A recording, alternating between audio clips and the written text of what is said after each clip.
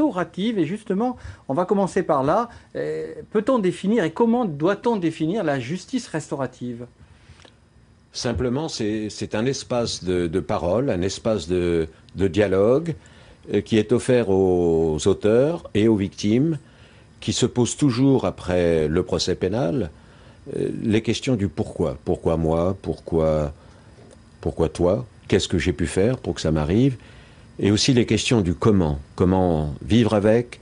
Comment réintégrer nos communautés de la manière la plus apaisée possible. Donc ça veut dire que ce sont des espaces de dialogue, d'écoute, chacun s'écoute, et l'entretien entre condamné et victime, enfin victime et auteur d'infraction, sont sous l'œil vigilant d'un formateur, c'est ça ? Oui, c'est quelque chose de très organisé, il n'y a pas d'improvisation, aucune précipitation, car il est hors de question de revictimiser et l'auteur et la victime et leurs proches respectifs. Et selon les modalités de justice restaurative, c'est du face-à-face direct entre l'auteur et la victime de la même affaire. Pour ce qui concerne les rencontres condamnés-victimes ou détenus-victimes en milieu pénitentiaire auxquels vous faites allusion, ce sont des auteurs et des victimes ayant commis des faits proches, mais ne se connaissant nullement. D'accord.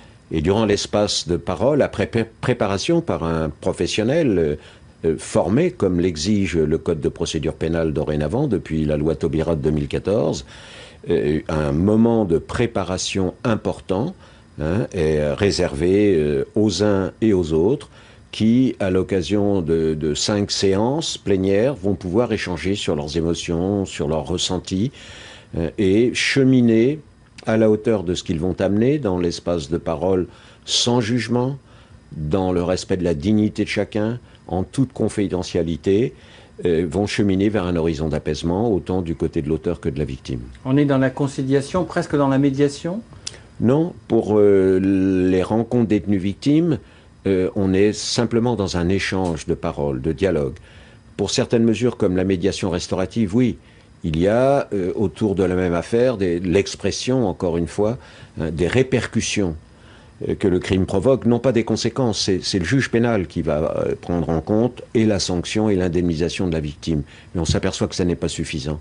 On traite du passé de la faute, mais pas de l'avenir des personnes.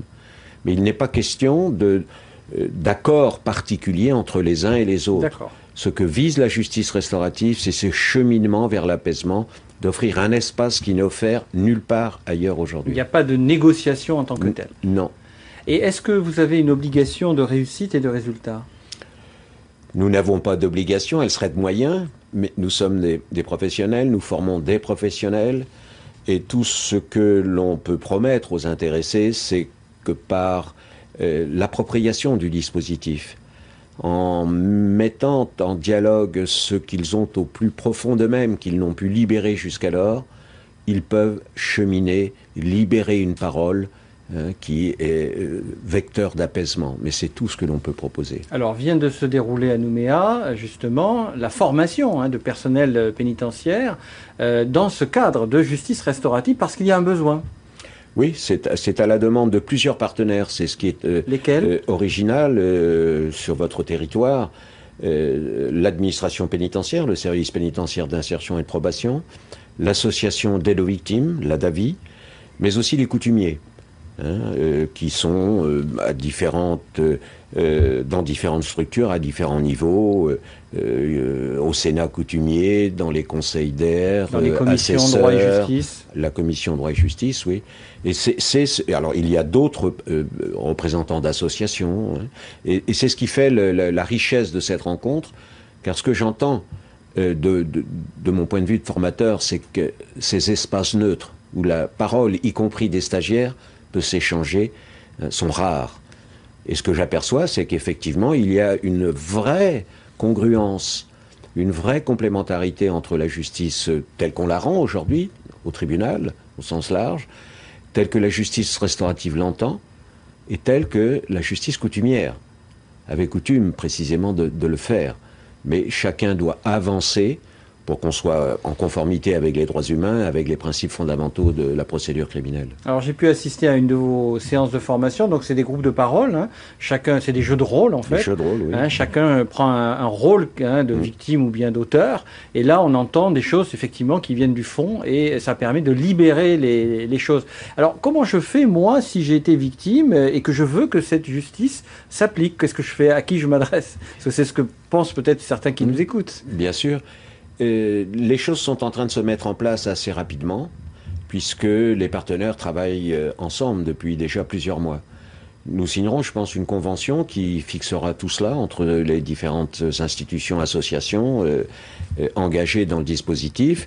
Et je crois, après la formation, qu'assez rapidement, il y aura des animateurs pour les rencontres condamnées en milieu ouvert ou détenues en milieu fermé.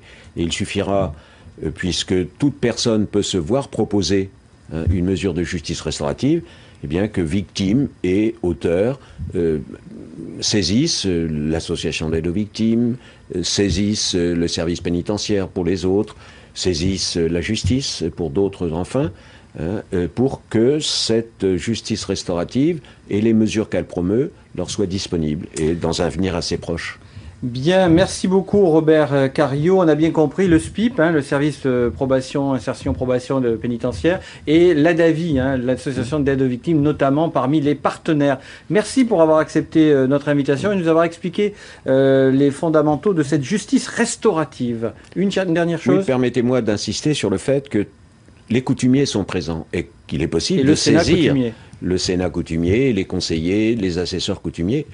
Ils sont au cœur de ce partenariat. De ce dispositif. Merci encore pour cette précision. Restez avec nous tout de suite. C'est votre excellent journal local et régional. Merci à vous. L'info continue. Retrouvez-nous à 19h30.